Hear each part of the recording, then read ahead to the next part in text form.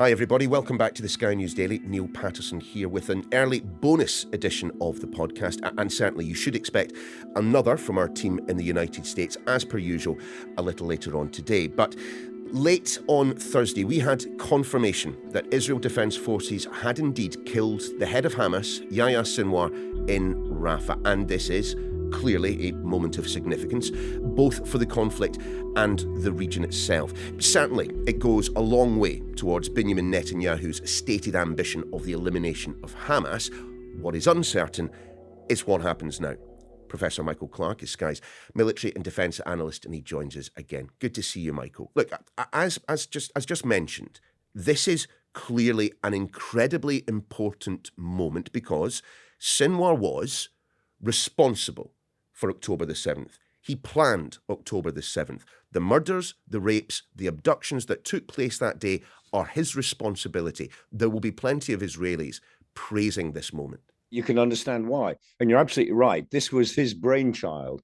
It was Yahya Sinwar and Mohammed Deif, his military chief, those two. And Deif has been killed some time ago. Sinwar of the two, he was the senior one.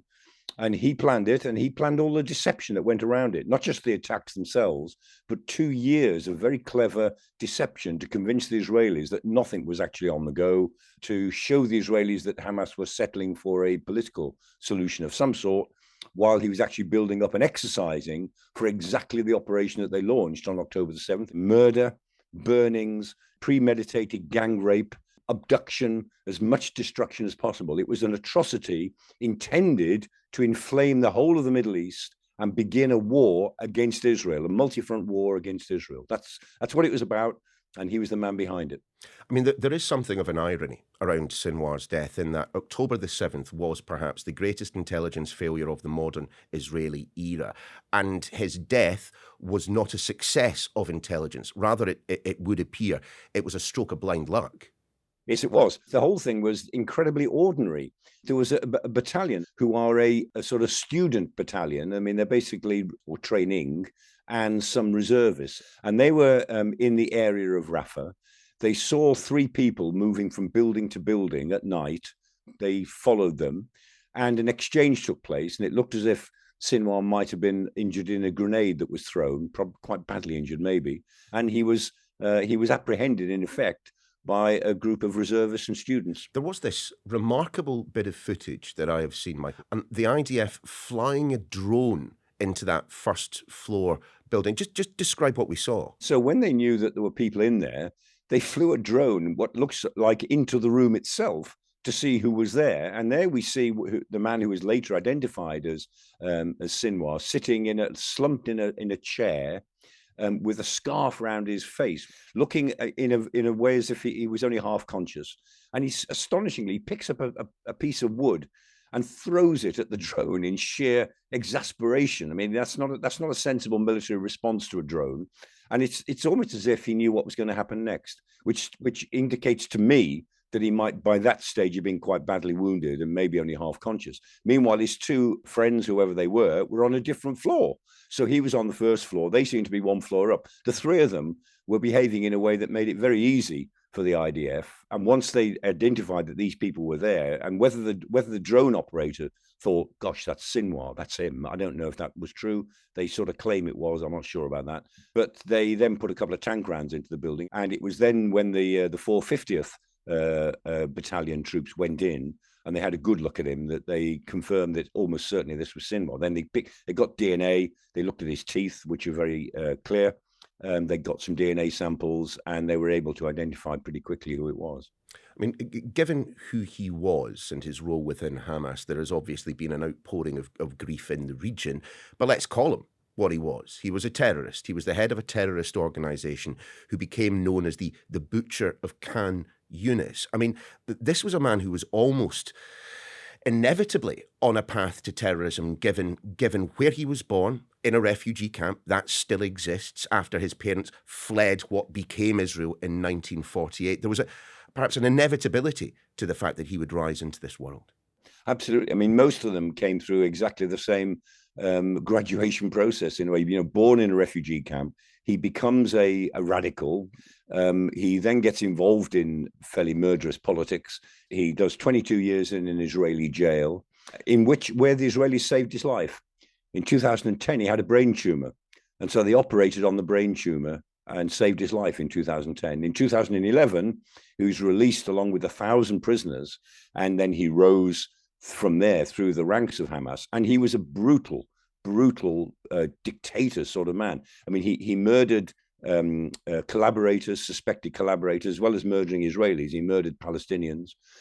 He tortured people. He tortured gays, homosexuality, anyone he thought guilty of fornication or of alcohol abuse. He seemed to take pleasure in torture. He was very clever. While he was in the Israeli prison, he learned Hebrew. Everyone quotes that fact now.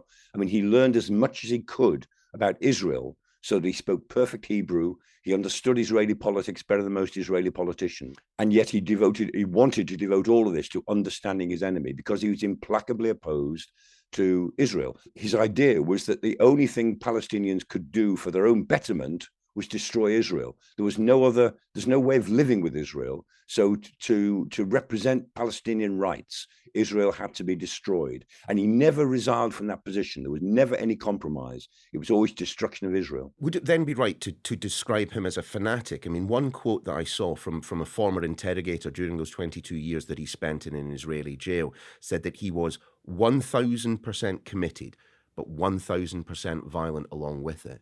Absolutely. He was a complete fanatic. And because he was so clever, he also ran the jail. I mean, he created groups around him, and he was extraordinarily talented, and all of his talents were bent on this single-minded, violent obsession with destroying Israel. And there's a series of psychological studies in that somewhere. Somebody born into the poverty of the refugee camps, born into the horror of the Palestinian peoples in Gaza since 1948. In a way, you wonder, was there any other direction in which he could have gone? Well, yes, of course there was, but you can see why he ended up as he did. But he became, for Israelis and many people outside, the expression of pure evil. Michael, just pause there. We will take a break. When we return, we will be asking what effect the death of Yahya Sinwar will have, if any, on Hamas and the region. Welcome back to The Daily. Still with us, Professor Michael Clarke, our military analyst, and we're continuing to talk about the death of Yahya Sinwar, what I think will be taken by many Israelis as potentially a turning point in this conflict. I wonder, though, Michael, I mean, what effect does this have on Hamas? Well, it's destabilizing in the sense that Sinwar was the authority, and he was very active while he was hiding. We know that he was sending written messages around. So it will be, as it were, a setback to Hamas, because they've now lost their big four. Marwan Issa, Mohammed Diaf, who was the deputy. They lost Ismail Haniyeh, who was the political chief in Doha, and now they've lost Sinwar. So they lost the big four. There's no shortage of people who might step into the breach, but undoubtedly removing Sinwar removes a single, as it were, authority figure who was making decisions, who was issuing orders that were obeyed in the way that he was behaving in the last few months, and who was actually not negotiating, but he was actually part of the process of failing to arrive at a peace deal or a release of the hostages deal. Because every time the Americans thought they were close to getting both sides to agree the release of hostages and a temporary peace, it was either Netanyahu on the one side or Sinwar on the other who were preventing it from happening. So the fact that he's not now there will create a certain amount of chaos, but Hamas will undoubtedly continue. But of course, and not forgetting the fact this man was a self-professed murderer. He was brutal. He was, let's not forget, absolutely merciless in what happened on October the 7th. He was also incredibly smart, and he understood how to play Israel to an extent. And I'm just wondering if those that might seek to replace him can fill the role that he had, can carry out that job as head of Hamas in the same manner that he did. It would be difficult difficult shoes to fill, as it were, in a rather awful sense. If his replacement was somebody like Khaled Mashal, who's tipped to be a possible replacement, he would be more pragmatic, because Mashal is not as committed as Sinwar was to the destruction of Israel before all else, and he might be more amenable to some sort of deal. But it would take some time before Hamas establishes exactly who's got authority. And I personally would expect the Hamas leadership to become a bit more fragmented for a while. Hamas is a series of warlords anyway, a series of local neighborhood warlords, and they've got relationship with Palestinian Islamic Jihad. So there's a small coalition of groups, and below Sinwar were a series of effectively warlords. And I think we'll see some dynamics between them before somebody of authority emerges, with whom the Israelis and the interlocutors from Qatar and Egypt and the United States might be able to deal. What then of the state actors, the other state actors involved in this? It's very interesting that Joe Biden's comments overnight, he said, we are so glad that we, together with the Israelis, have now got Sinwar. American intelligence was part of this. So he lines himself up with Israel in congratulating the IDF on this achievement. But then he said, he uses the phrase, now is the time to get back to the day after. This is the phrase, the day after, what comes next in Gaza. And so in a way, he's saying to Netanyahu, as he said in the past and been ignored, take the win. This is a win, take it. And let's now let's get to the political process that you have not talked about until now. You've demolished the whole top end. He's not going to, though, is he, Netanyahu? He's not going to take the win. That's the problem. Joe Biden is again making the case that you've got to get onto a political track. You can't just keep going after Hamas in a military sense with no political plan behind it. And Netanyahu doesn't seem interested in that, because he will keep going after Hamas. And he's on a roll now against Hezbollah and potentially against Iran as well. So the Americans are making it very clear that this is a moment that the Israelis should seize and exploit politically. And Netanyahu doesn't show immediate signs that he's going to do that. He'll take some persuading in the next 48 hours if he's going to change tack, I think. What then of Iran? Are they really minded to keep pushing Israel to fire perhaps another barrage of missiles, the likes of which we've seen in the past? Do they really want to keep prodding Israel, or is this a point where even they can see merit in de-escalation, in stepping back slightly from the brink? Yeah, the Iranians are trying to establish some sort of line which does not push them into a more outright war with Israel, because they really don't want that. But equally, they've been so diminished by what's happened, certainly in the last 2 or 3 months, that they're really worried that they lose all influence in the area and that the regime itself will be under pressure. The betting now is that the Israeli retaliation against Iran will be a real takedown of the IRGC, the Iranian Republican Guard Corps. And they'll really try to hurt the IRGC, which is about a third of the state. The government relies on the IRGC. And almost, you can see from Netanyahu's statements, saying to the Iranian people, overthrow this regime, just don't live under this dictatorship any longer than you have to. And if the Israelis go for the IRGC, rather than oil terminals or nuclear terminals or anything that affects the Iranian economy directly, if they go for the IRGC, it keeps the retaliation within the military realm. It's a military to military. But the harm it might do to the regime and the psychological hit to the regime of losing a lot of IRGC facilities, if that's the message of Israeli retaliation, then Netanyahu, I think, hopes that it might just stimulate that degree of internal unrest in Iran, which will give the mullahs a real problem. Now, I think that's probably too far. That's too much of a stretch, but you can see the attraction of that sort of thinking. But you and I have talked so often about this now, Michael, that I have to admit to feeling quite depressed at the fact that the outcome of the killing of the head of Hamas will inevitably be not an end to the conflict, but more violence. And once again, you look at what Sinwar's legacy may be, and first and foremost, top of the list, is another generation of Palestinians that hate Israel. Anecdotally, there are people in Gaza who blame Hamas for bringing all this on them. And there are people who are angry with Hamas, as there are people in Lebanon, quite a lot of people in Lebanon who are very angry with Hezbollah. But against that, and that is a strand, but against that, there is universal hatred of Israel, absolute hatred of what the IDF do and what the Israelis are and what they represent.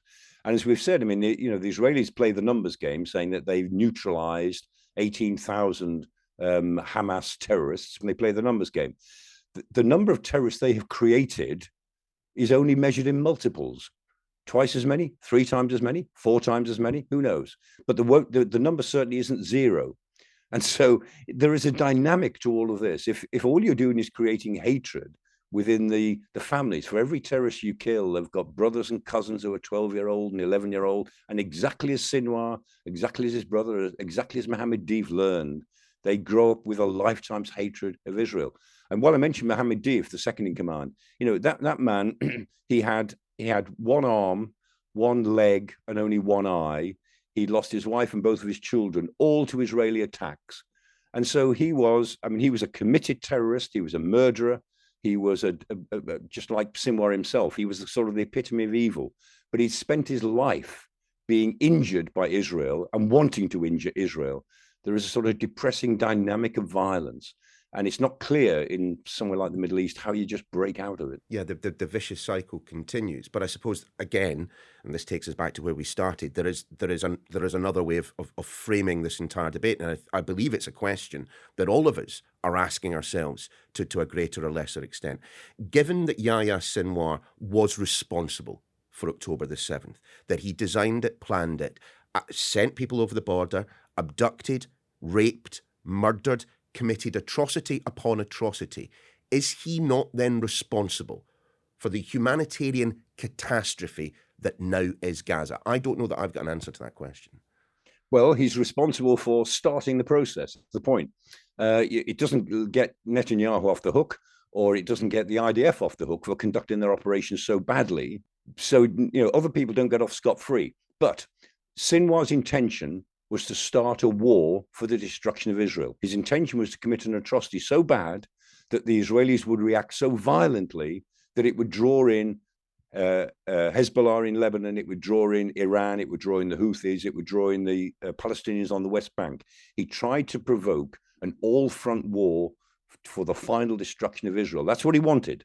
Now, he's got an all-front war, but it's gone the other way. It's an all-front war now for the destruction of the access of resistance against Israel rather than Israel itself. So in a peculiar way, he's got some of what he wanted. But he's the man who wanted to start a war in the Middle East. He's dead. We've still got the war. Professor Michael Clarke, great to have you with us. Thanks again. And that's your lot for this edition of The Daily, but there is another one coming out just a little later on today. Our US team continuing to cover the presidential election. We'll see you again soon.